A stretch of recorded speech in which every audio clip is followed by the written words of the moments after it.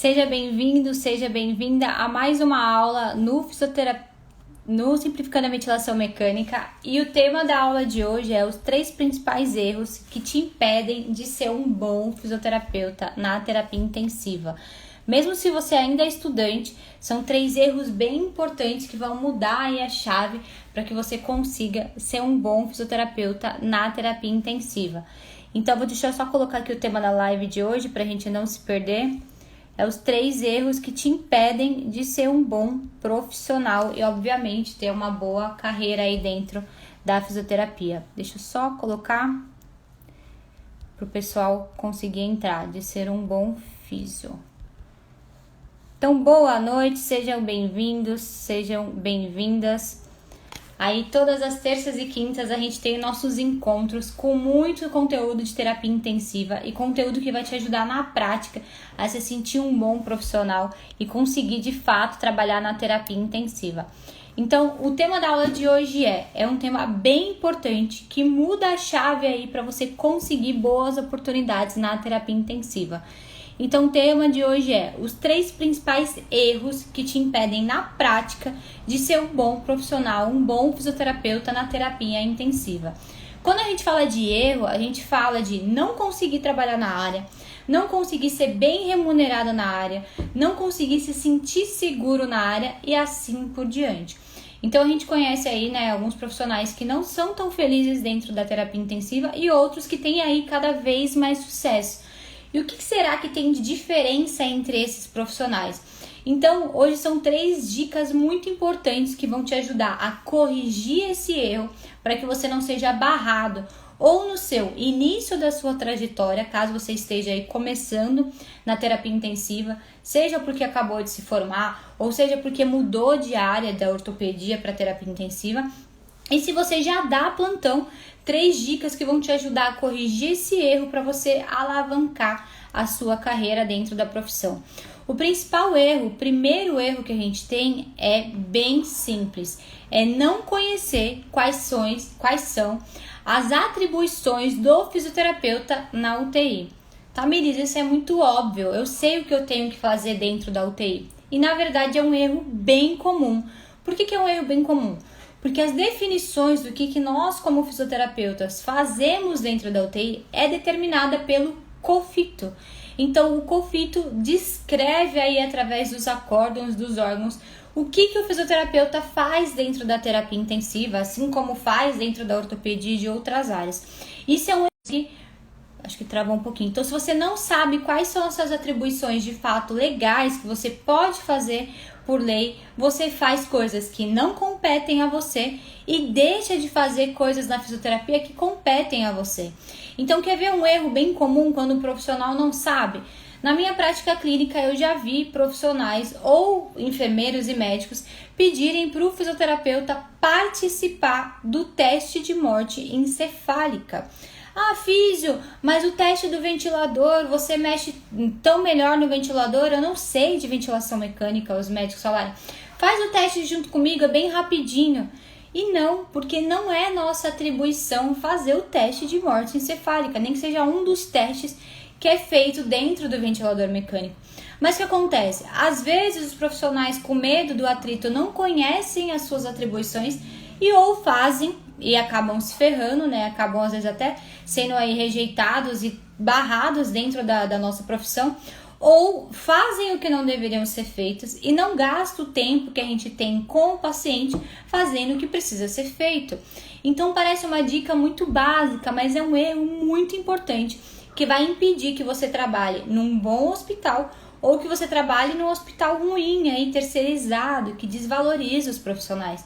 Por quê?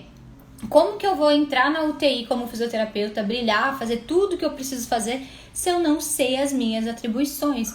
Eu não sei se o físio que monta o ventilador, eu não sei se o físio que só o físio tem que aspirar, eu não sei se só o físio tem que tirar o paciente do leito. Então, leia as atribuições do fisioterapeuta intensivista dentro do órgão do COFITO. Então, isso tem que ser muito claro, porque senão a gente faz o que a gente não deve fazer e não mostra o valor da nossa profissão com o que deve fazer e, acima de tudo, com que a gente tem respaldo legal. Então, se dá alguma briga, se dá algum erro, você evolui uma coisa que você não deveria ter feito, ou outro profissional evolui uma coisa que você fez e não é nossa atribuição, você tem o seu conselho e você não consegue mais trabalhar na profissão, você é barrada. Então, por uma simples falta de conhecimento de saber o que é atribuição legal. Qual que é o segredo aí? Alguns profissionais até sabem quais são as nossas funções dentro da terapia intensiva, mas tem muito medo de se posicionar junto com a equipe. Então, às vezes, leva patada da equipe ou não sabe se posicionar. E tudo ali é como um preparo no nosso dia a dia para uma inteligência emocional de saber se posicionar frente à equipe. Porque na UTI a gente não faz nada sozinho, a gente trabalha muito em equipe. Então, para a gente conseguir tirar o paciente da cama, a gente precisa da ajuda da enfermagem para acoplar os fios, os acessos. Para sentar um paciente entubado, a gente precisa da ajuda da enfermagem para colocar bem fixado o tubo endotraqueal. Mas a gente, com o tempo, a gente vai desenvolvendo essa habilidade de falar, olha, eu queria te ajudar em tal coisa, mas isso não é minha atribuição. Mas se você precisar de ajuda em tal coisa, eu tô aqui para te ajudar. E a gente precisa disso, porque senão a gente vê erros aí de físios fazendo coisas que são dos médicos e tendo muito problema legal. Então é um erro muito importante. E a gente tem que pensar o seguinte: você acha que uma boa vaga hospitalar vai querer um profissional que faz qualquer coisa e nem sabe o que é atribuição dele ou não? Ou um profissional que vai lá e faz o que deve ser feito de acordo com a lei, de acordo com as capacidades? Então é um erro muito importante. Tá na dúvida? Você já tá fazendo a pós em terapia intensiva? Já tá dando plantão? Para depois dessa live, abre o site do COFITO, lê com calma quais são todas as nossas atribuições profissionais. Agora, se você é estudante, já vai se habituando, porque isso vai mudar muito o jogo e vai te fazer ser um profissional muito melhor e trabalhar em lugares muito melhores sabendo disso. Então tudo é conversado, olha, não vou fazer isso porque isso não é minha atribuição. E isso é muito importante no dia a dia. Então, por exemplo, uma pergunta da Joana: aspiração de secreção é tarefa do fisioterapeuta? Não. Qualquer profissional tem que saber fazer aspiração. Então, o médico, o físio, o enfermeiro, o fisioterapeuta faz durante o atendimento dele com um enfoque específico em higiene bronca. Agora, se eu não estou atendendo o paciente, eu já atendi esse paciente, ele está sendo movimentado pela enfermagem e esse paciente precisa ser aspirado, o próprio enfermeiro ou médico tem a capacidade, tem a condição legal de ir lá e realizar o procedimento. Então, por isso que é importante a gente saber se posicionar. Senão, o que acontece? O físio larga o paciente que precisa ser atendido, precisa fazer desmame ventilatório, precisa sentar, precisa andar, volta para um paciente que ele já atendeu, porque a equipe está acostumada que o fisioterapeuta aspire. Então, isso não é atribuição só nossa, isso é atribuição de várias profissões e a gente tem que saber se posicionar. É uma dica bem de ouro para que você consiga aí e ter um bom relacionamento com a equipe. E quando a gente se posiciona corrigindo esse erro, não é que você não é legal com a equipe ou que você é um mau profissional, mas você sabe o que deve ser feito, você sabe como fisioterapeuta até onde você pode ir. Então você vai conversando, olha, isso não é minha atribuição, mas vamos tirar o paciente do leito, eu te ajudo até aqui a gente faz pelo paciente. E sempre mostrando para a equipe que as condições estão sendo feitas para que o paciente saia junto aí com que cada profissão pode fazer. Então esse é um erro bem importante. Não adianta a gente ter a melhor pós-graduação, a melhor especialização, saber tudo de ventilação mecânica se a gente não souber quais são as funções do fisioterapeuta intensivista. E essa resposta está exclusivamente no site do COFITO. Então entra lá, tópicos que o COFITO coloca, todas as nossas atribuições e a gente tem que seguir. Por que isso também é importante? Porque alguns hospitais, o enfermeiro ou a equipe falava, físio, monta o ventilador. Não é atribuição do fisioterapeuta montar o ventilador mecânico, conferir as peças. É uma atribuição da equipe de enfermagem. Então o físio faz ali um movimento com o paciente entubado, mas não é nossa função higienizar as peças, não é nossa função ficar arrastando o ventilador de um leito para o outro. Isso tudo, se a gente não sabe que não é a nossa função, a gente vai lá e faz, prejudicando a equipe, prejudicando a profissão e, acima de tudo, te prejudicando como profissional. Então, todas essas atribuições estão muito bem descritas no COFITO.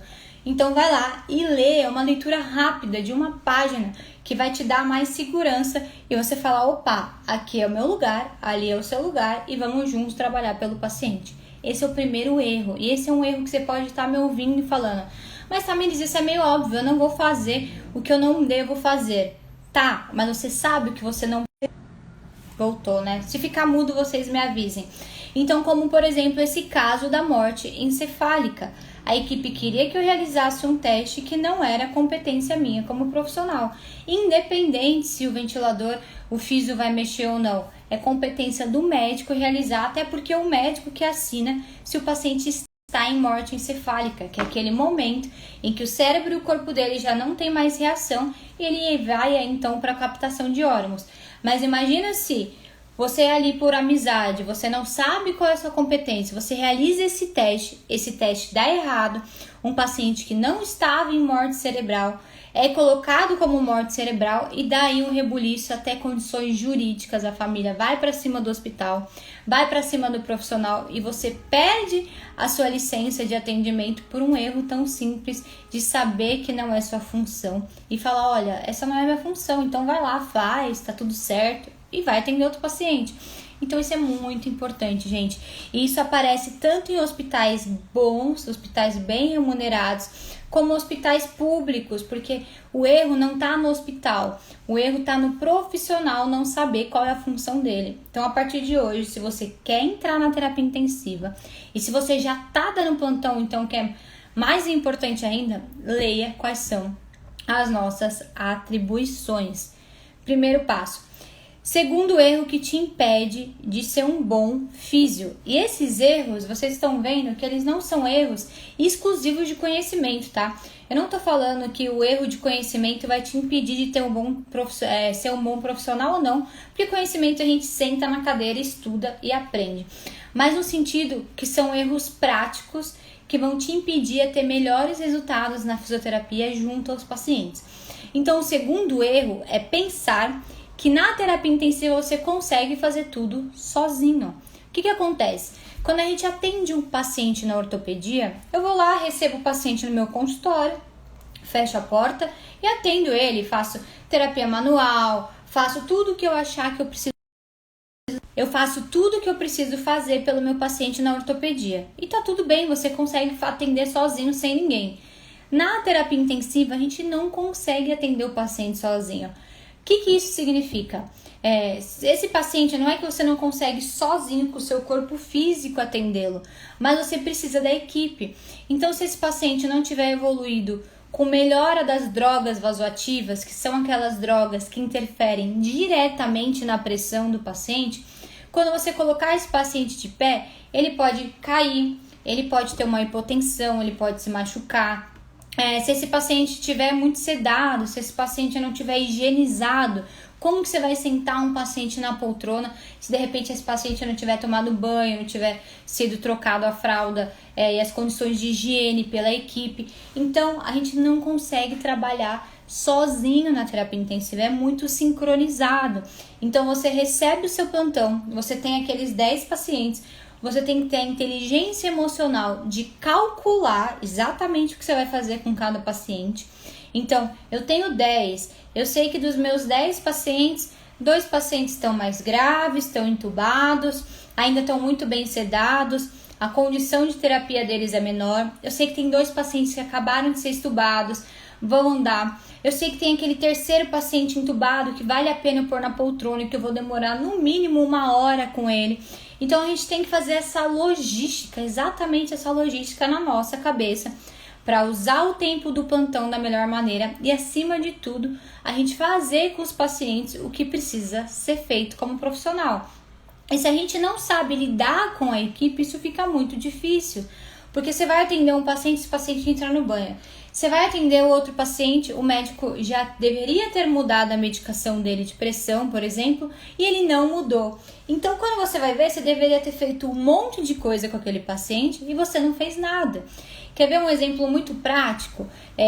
Com os pacientes cardíacos, então, quando a gente trabalha numa UTI cardíaca, que foi a UTI que eu trabalhava até então, que era uma UTI que recebia pacientes que estavam no pré-operatório cardíaco para fazer normalmente a vascularização do miocárdio, a tão famosa ponte de safena, que é quando tem o corte, abre o tórax do paciente, pega a safena e faz a ponte, né, do coração. Então, esses pacientes, eles evoluem como que uma receita de bolo. Em tal dia, esse paciente tem que tirar o dreno. São pacientes que normalmente ficam com 2 ou 3 drenos, ou seja, 2 drenos nessa região e um dreno na região do mediastino, então na região torácica e do mediastino. E se esse paciente demora muito para tirar o dreno, atrapalha muito ele a andar e atrapalha muito ele a sentar. Então, alguns hospitais deixam a gente tirar primeiro, a equipe médica primeiro tira o dreno do paciente para ele sentar. Outros hospitais só podem andar ou não se já tirou o dreno. Vai depender um pouquinho do material que o hospital tem. Então, por exemplo, no caso do dreno, existem 2 tipos de dreno. Um flexível, que é quase que uma mangueirinha molinha, que normalmente hospitais com convênio têm, porque é um dreno mais caro, que é um dreno que você pode sentar, levantar com o paciente tranquilo, andar com ele segurando o dreno, sem problema, mesmo ele com um dreno mediastinal. E tem outro tipo de dreno, que é o dreno rígido, que ele parece uma mangueira mesmo, ele é duro, por isso o nome dele é rígido. E o paciente não pode sair da cama enquanto ele estiver com esse dreno. Pelo posicionamento aqui, né? Então, às vezes pode dar alguma lesão no miocárdio. E porque ele é rígido, ele precisa ser tirado para você conseguir sair com esse paciente da cama, fazer exercício respiratório. Então, às vezes, pode ser que a equipe médica, como alguma bola, tinha que tirar o dreno do paciente, 10 horas da manhã e vai tirar o dreno do paciente 6 horas da tarde. Se você tem 5 pacientes com dreno, quando é UTI da mesma condição, como por exemplo essa UTI cardíaca, que só tem esse tipo de paciente, se a gente não consegue com a equipe ir lá e conversar, olha, vamos ver, tal paciente vai tirar o dreno que horas? Ah, Tamires, tal paciente vai entrar primeiro tal medicação e meio-dia vai tirar o dreno. Opa, então eu sei que esse paciente eu posso atender depois do meio-dia. Por quê? Ele já vai ter tirado o dreno, eu vou conseguir tirar ele da cama e vou conseguir naquele dia fazer a minha terapia que eu preciso com aquele paciente. Fazer o meu plano terapêutico para aquele paciente. Agora, se você não consegue como se comunicar com a equipe, você não tem um bom posicionamento, você fala, vou esperar a equipe médica ir lá e tirar o dreno. Daí o médico decide 6 horas da tarde tirar o dreno de todo mundo, você perdeu um dia inteiro de plantão, você fez tudo meia boca pelo paciente, você não fez pelo paciente o que ele precisava e esse paciente vai ficar mais tempo na UTI. Esse paciente vai ter mais risco de lesão, esse paciente vai ter mais risco de voltar para o tubo. Então veja como a comunicação com a equipe é fundamental para fazer a gente ser um bom profissional. Então ter essa inteligência da gente entender que na UTI a gente não trabalha sozinho. É muito diferente como na ortopedia, que a gente fecha a porta, faz tudo, o paciente vai embora e acabou. Na terapia intensiva não tem como, é tudo muito planejado. Por quê? Às vezes um paciente, por exemplo, cardíaco, que você quer estubar, quer tirar o tubo desse paciente, ele está com muita dor. Então, naquele momento, ele já passou no processo de desmame ventilatório, ele já está prontinho no ponto de vista ventilatório do ventilador mecânico para sair do tubo, mas ele está com dor. Então, você vai lá, conversa com a equipe, vê qual a prescrição médica, que horas esse paciente vai tomar uma medicação para dor. Você já meio que calcula, se é uma medicação que ele vai tomar 1 hora, então provavelmente 1h40 ele já não tá mais com dor. Então vale a pena você ir lá estubar esse paciente um pouquinho mais tarde ali dentro do prazo, porque ele já vai estar sem dor, ele vai conseguir sair do tubo, ele vai conseguir fazer a expansão torácica pelo simples fato de você ir lá e conversar com a equipe. Entender se aquela medicação vai demorar, como tá a prescrição, ou às vezes até sugerir, olha, ele tá pronto para ser estubado. Não dá para adiantar alguma medicação de dor na prescrição dele, para que ele não fique tantas horas a mais sem necessidade do tubo. Então, esse segundo erro é muito importante. Não adianta a gente ficar se matando sozinhos, não é que não é o suficiente, simplesmente não é só isso. A gente estudar, a gente saber tudo de todas as coisas de terapia intensiva, ventilação, avaliação, tudo, mobilização precoce, se a gente não conseguir se comunicar a equipe. Porque daí a gente vai ter o conhecimento, do que precisa ser feito com o paciente, mas a gente não vai conseguir pôr a mão na massa e ser um bom físio. Então você vê como até uma habilidade emocional interfere bastante da gente conseguir ser um bom profissional, porque não tem jeito, na UTI a gente trabalha em equipe. Isso foi até uma das perguntas que eu tive lá um tempo atrás, quando eu fiz as provas aí de residência. Então a físio lá, a coordenadora na época perguntou: Tamires, se o paciente está passando mal, você precisa atender ele, esse paciente está em pleno desconforto respiratório e por algum motivo a equipe decide que precisa transferir ele de leito, precisa dar banho nele, o que você faria? Daí eu fui lá e falei: olha, conversaria com a enfermeira de plantão, que esse paciente está mal, que eu precisaria atender ele naquele momento. Ah, mas e se a equipe, o médico, a equipe toda bateu o pé e falou: não, nesse momento esse paciente vai para tomografia, não vai ser atendido na fisioterapia. E esse paciente está em pleno desconforto respiratório na sua frente. O que você faria? Então a gente ter a inteligência da gente se posicionar de forma cordial com a equipe, de falar: olha, nesse momento o atendimento dele é mais importante, porque ele está em desconforto respiratório. Ele não vai aguentar fazer um exame, ele não vai aguentar tomar banho, ele não vai aguentar nada, ele está em pleno desconforto respiratório por essa característica. Então, a gente ter o conhecimento, mas a gente conseguir no dia a dia entender que na UTI a gente trabalha em equipe. E quando a gente sincroniza a equipe é maravilhoso, porque o paciente ganha, você consegue ter um bom plantão, por tudo que a gente precisa colocar em prática, a gente consegue se sentir seguro, porque a gente sabe que se der alguma coisa errada, a equipe tá ali para nos ajudar, porque às vezes dá. Às vezes mesmo, como por exemplo um paciente cardíaco que já tirou o dreno, tá com tudo fechadinho, às vezes começa a sangrar uma incisão cirúrgica e tá tudo bem, porque a própria equipe fala: não, tudo bem, às vezes é algum resquício do dreno e vê se tá tudo certo. Então esse é o segundo erro, a gente estudar, mas a gente não se preparar profissionalmente para desenvolver essas habilidades, até emocionais, de conversar com a equipe.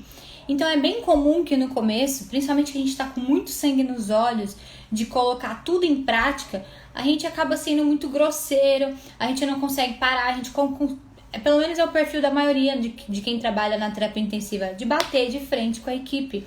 E não resolve. A gente conversar e se posicionar com a equipe vai ajudar a gente a ser um bom profissional.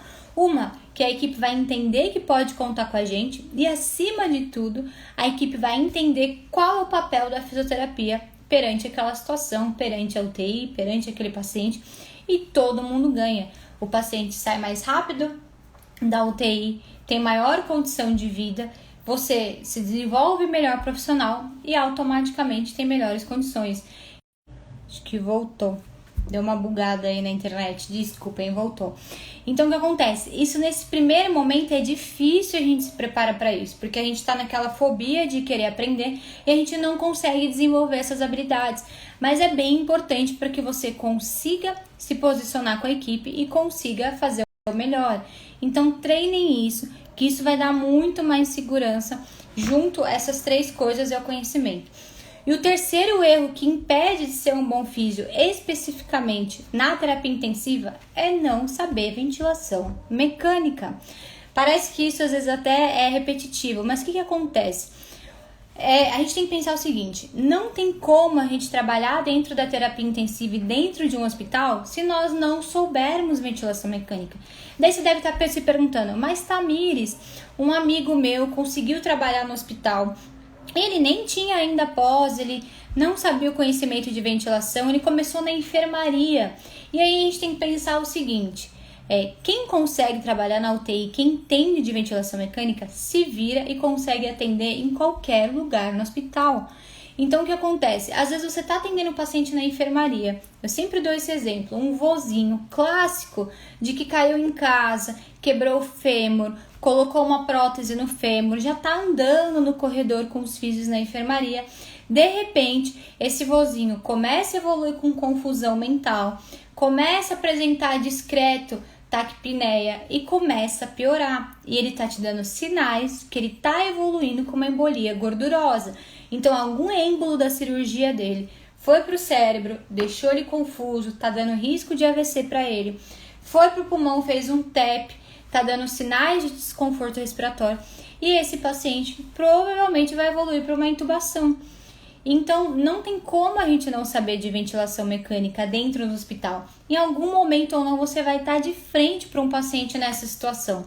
Então, tudo bem se você entrou dentro de um hospital com uma vaga de enfermaria, não tem problema. Que bom que você já conseguiu entrar dentro dessa vaga e ter essa oportunidade. Agarra ela e vai em frente. Mas não espere estar de frente para um paciente entubado e um paciente que evolui com problemas respiratórios e precisa de você porque você não sabe.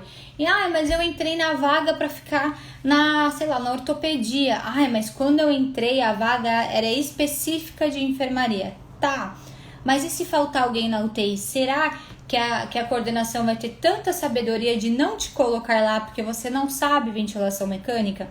Então a gente tem que entender que é o seguinte: o hospital não é um hotel. Então o paciente está lá por algum motivo. E o hospital ele é um local de muitas surpresas. Às vezes, um paciente que estava conversando com você super fofinho evolui muito ruim. E às vezes um paciente que ficou muitos dias entubado evolui muito bem. E a gente tem que estar preparado para esses perfis de paciente. Preparado em quais sentidos? Em todos os sentidos. Como equipe, saber avaliar o nível neurológico, saber avaliar as condições respiratórias, as condições de músculo desse paciente. Mas saber também que se der alguma coisa errada, esse paciente for entubado, você vai ter que saber como corrigir aquela situação junto com a equipe.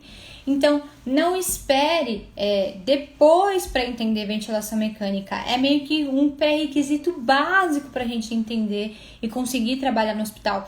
Porque pensem comigo, o hospital é o único lugar que a gente vai ter a condição de ter esse aparelho. Então, a gente não tem esse aparelho em clínicas. Então, por exemplo, uma clínica que atende ortopedia, reumato, neuro, que você vai lá, faz sua consulta e vai embora, por exemplo. Esse local não tem ventilador mecânico. Por quê? Se esse paciente passar mal, eles vão chamar a ambulância e então ele vai ser transferido para um hospital.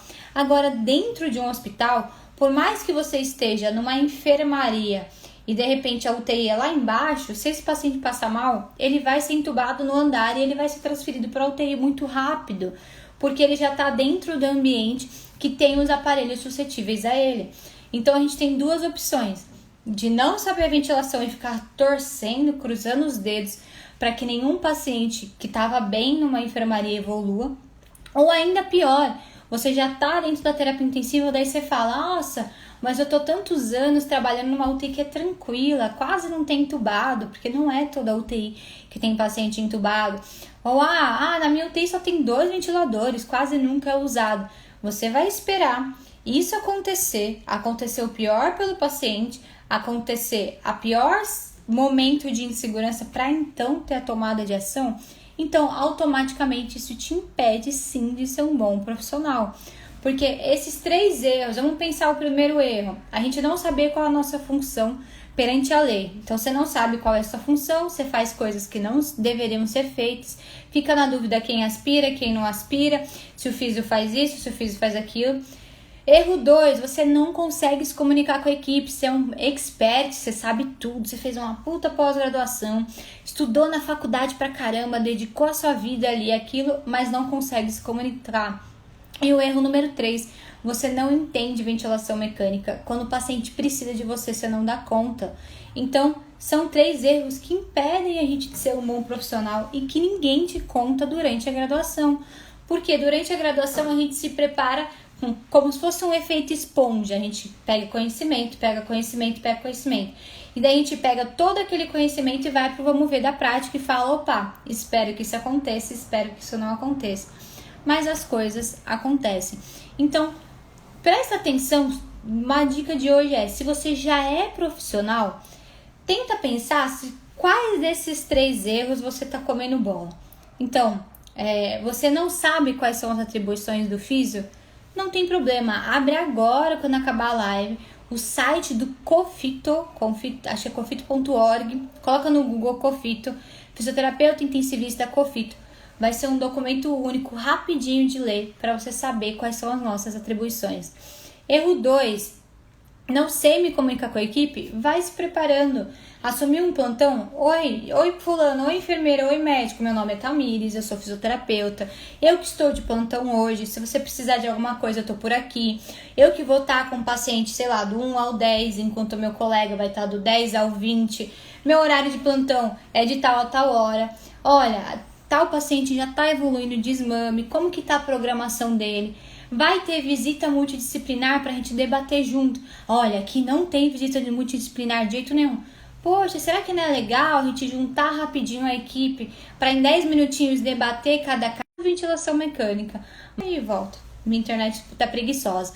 Então, erro 3, se você não sabe ventilação, Tamires, eu não entendo nada, eu não entendo gráfico, eu tenho vontade de chorar quando eu vejo um gráfico, eu entro em pânico, eu acho que eu não vou dar conta de entender ventilação, eu acho que terapia intensiva não é pra mim. Maratona nossos vídeos, todos que estão gratuitos. Olha o passo a passo, porque existe como entender. A gente só não pode se paralisar e achar que a gente não vai entender, mas tem como. Então, maratona o conteúdo um pouquinho por dia, para aí 20 minutinhos. Se você já sabe que a UTI é o seu lugar, a pandemia rolou muita oportunidade, eu quero ir lá e me dedicar para conseguir, senta aí a bunda na cadeira e estuda os nossos vídeos, porque a gente consegue sim entender. Juntando esses 3 erros, corrigindo esses erros, não tem como.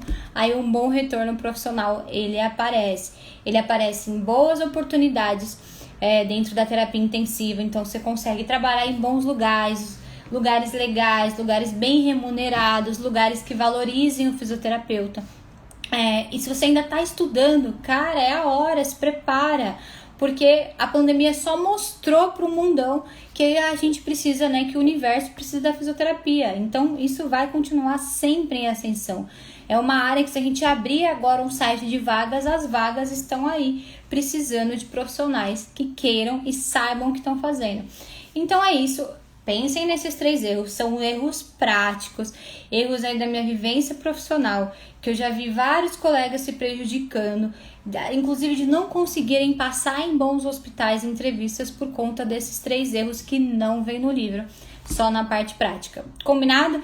Em relação aos conteúdos, a gente tem, acho que a Rebeca perguntou, a gente tem todos os vídeos aqui, quando você clica naquela parte do Instagram, que é os vídeos longos, e a gente tem os curtinhos, mas também você clica no link da bio, tem o canal lá do Simplificando a Ventilação Mecânica com o nosso passo a passo, também com o relato aí dos nossos alunos, lá no YouTube, que tem muito conteúdo. Então tem conteúdo de 1 hora, conteúdo de 40 minutos, conteúdo de 10 minutos, de 2 minutos, dá pra aprender muita coisa. Combinado? Coloquem em prática, que eu quero ver vocês aí tendo boas oportunidades, acima de tudo serem felizes dentro da terapia intensiva, que é incrível, apaixonante e cada vez mais desafiadora. E lembrando que amanhã começam as nossas mentorias gratuitas. Então a gente recebeu aí os profissionais, fiquei muito feliz com o número de profissionais que se inscreveram e a partir de amanhã vai começar. Se você não conseguiu participar da mentoria gratuita, manda no direct que vai abrir outras vagas na próxima semana. Vai ser bem legal, um bate-papo para te empurrar, ver aonde você está travada profissionalmente, seja como estudante ou seja já formado, para você dar um passo a mais e ir para esse universo encantador que é a terapia intensiva. Tá bom? Obrigado, boa noite e vejam aí os canais e os conteúdos para vocês não perderem, não terem mais medo do ventilador. Tchau, tchau!